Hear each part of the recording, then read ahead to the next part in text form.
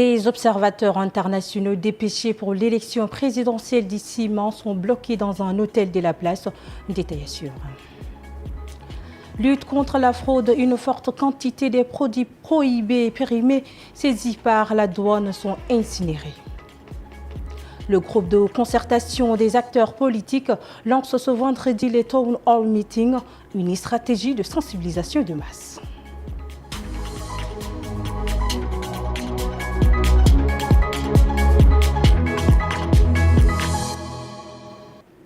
Bonsoir. La ville de N'Djamena a enregistré sa première grosse pluie. Le ministère de l'Aménagement du territoire s'active pour éviter d'éventuelles inondations à la population. Pour ce faire, le patron de ce département a procédé ce matin au quartier Ndjari, dans le 8e arrondissement, au lancement officiel de la campagne de curage des ouvrages de drainage de la capitale. Bécouté Junior et Bonaventure Ralombaï nous font le point. Cette démonstration que fait le ministre de l'Aménagement du territoire, de l'urbanisme et de l'habitat marque le lancement officiel de la campagne de curage des ouvrages de drainage de la ville de N'Djamena. Et l'objectif est juste salvateur.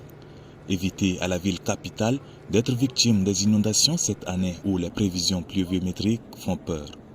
Si la menace risque de venir des eaux fluviales, l'incivisme de la population aussi inquiète Mahamat Asilek Alata. Quand on arrive pour faire des démonstrations, la plupart des déchets qu'on trouve sont des déchets domestiques.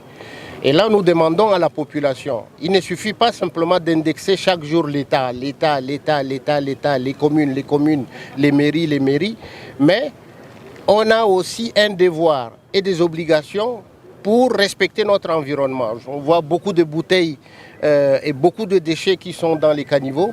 C'est la population qui le fait. Cette opération de curage des ouvrages de drainage de N'Djamena a commencé depuis un mois. Elle est financée par le projet intégré pour la lutte contre les inondations et la résilience à N'Djamena, un projet de la Banque mondiale. Le groupe de concertation des acteurs politiques a lancé ce vendredi les Town Hall Meetings qui consistent à organiser des activités de sensibilisation, de formation et de conscientisation de masse dans tout le pays. Cette démarche s'inscrit dans la nouvelle stratégie adoptée par le JICAP pour être en contact direct avec le peuple tchadien. Suivant un extrait proposé par Habib Anguine. Dans la prochaine phase de nos activités, le JICAP a décidé d'organiser une série de town hall meetings ou en français des réunions publiques dans tous les pays. Par conséquent, le GCAP lance premièrement une série d'activités de sensibilisation, car dans une dictature, la sensibilisation est un phare d'espoir éclairant le chemin de l'émancipation. J'ai l'annoncé en titre, la Direction générale des douanes et des droits indirects a procédé ce 7 juin à l'incinération des produits prohibés, des produits alimentaires périmés saisis dans les circonscriptions douanières du Chari et Logone du Hadjar Lamis. C'était en présence du ministre des Finances et du directeur général des douanes. Les précisions de Mahamat Abakar et Jocelyne Tarma. Sous ces flammes, 257 cartons de tramadol, 94 cartons de drogue injectable, 30 cartons de cigarettes Real Mister, 100 cartons de whisky en sachet frélaté, des blocs de cannabis, des sacs de lait en poudre expirés.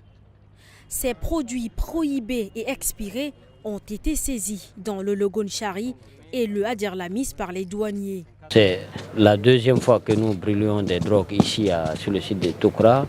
Et il y a eu aussi sur d'autres sites, il y a eu des saisies aussi en province. Donc les trafiquants essaient de passer par le cadre. Et c'est la vigilance de nos services qu'on va renforcer, qu'on va encourager. Et on va multiplier les enquêtes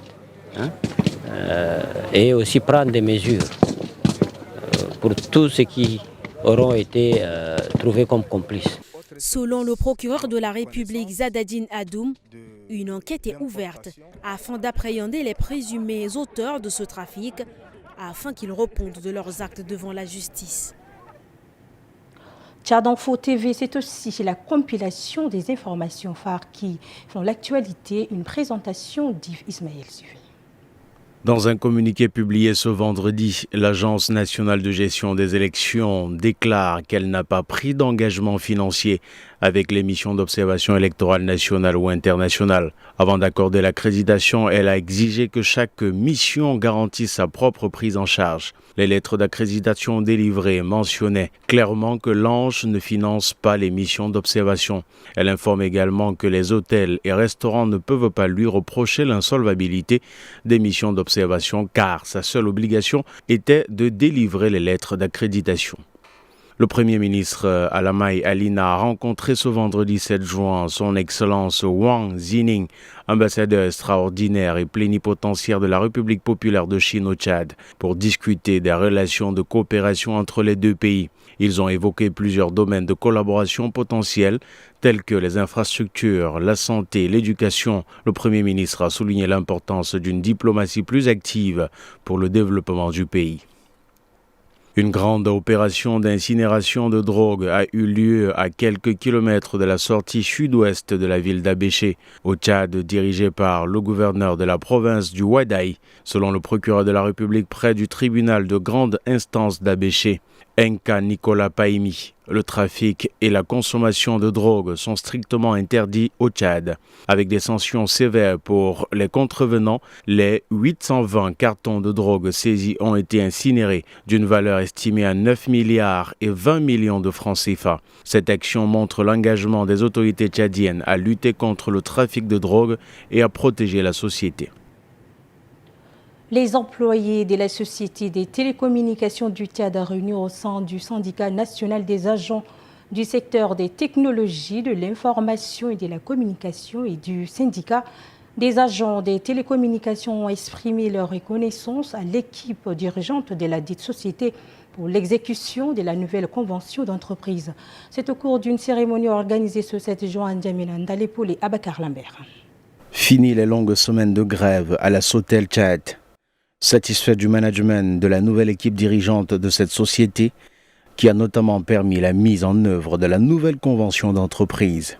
Le personnel lui a décerné une attestation de reconnaissance et de félicitations. Au niveau du personnel, notre reconnaissance est qu'à ce niveau, tout ce qui est social est en train d'être bien fait. Au niveau de la vie de l'entreprise, des choses qui ont été piétinées par d'autres opérateurs qui ne nous respectaient pas, s'il faut citer leur nom, Tigo et Airtel, toutes ces choses-là ont commencé maintenant à être arrangées. Donc nous avons eu à réviser des contrats qui sont en ce moment au bénéfice de l'entreprise. Ému, le directeur général de la Sotel Tchad appelle à la contribution de tous pour préserver les acquis. L'objectif pour moi, il ne faut pas qu'on s'arrête et qu'on pense à notre petite personne et dire que je veux faire les choses quand je suis là, non. J'aimerais qu'avec vous, qu'on puisse mettre en place des mécanismes, et ces mécanismes existent, pour que si demain, je suis appelé à partir, la personne qui viendra n'aura d'autre choix que de respecter et de suivre ce qu'on a commencé. La nouvelle convention d'entreprise a été signée en 2022. Elle prévoit, entre autres, les frais de transport qui passent de 25 000 à 50 000 francs CFA, un ajout de 60 000 francs CFA sur les salaires, des congés payés, l'augmentation du capital décès d'un agent de 300 000 à 600 000 francs CFA. Autre chose à présent, le comité Miskilou Sahel a organisé ce vendredi un point de presse pour annoncer officiellement la date de la grande finale de sa 10e édition 2024 qui se tiendra le 8 juin à Amandine Drive. L'événement s'est tenu au Kijé Magnum, situé en face d'Amandine Centrale, dans le 10e arrondissement. Suivez. Pour cette 2e édition, nous avons travaillé sans relâche pour offrir un événement encore plus grandiose. Parmi les nouveautés, nous aurons un panel de jury prestigieux. Nous avons invité des personnalités imminentes du monde de la mode, de la culture, de l'entrepreneuriat pour évaluer les performances des candidates. Également une cérémonie de couronnement inoubliable, un spectacle avec des artistes locaux pour célébrer la beauté et le talent de nos candidates. La direction générale de la téléphonie mobile RTL a accueilli ce vendredi les stagiaires futurs commandants et chefs des sections de l'école d'application et de perfectionnement de l'infanterie. Une visite guidée qui s'inscrit dans les cadres du programme académique permettant à ces officiers de visiter les institutions nationales et internationales. Ngueno Andoum Santia nous fait le point. La visite de ces élèves officiers stagiaires dans les murs de la téléphonie mobile RTL Tchad n'a qu'un seul objectif. Connaître comment cette campagne téléphonique tourne et elle a débuté par le data center, la salle de contrôle et la station de base. Après des heures de tour, les visiteurs sont conquis.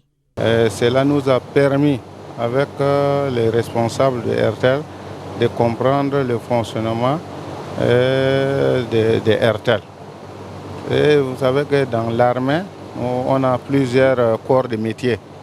Il y a ce qu'on appelle la guerre électronique.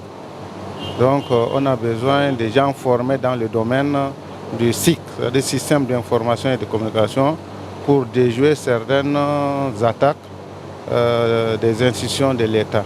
Le directeur général d'RTL, lui, s'est réjoui de cette visite avant de souligner le rôle de ces hommes entrés dans la sécurisation du pays.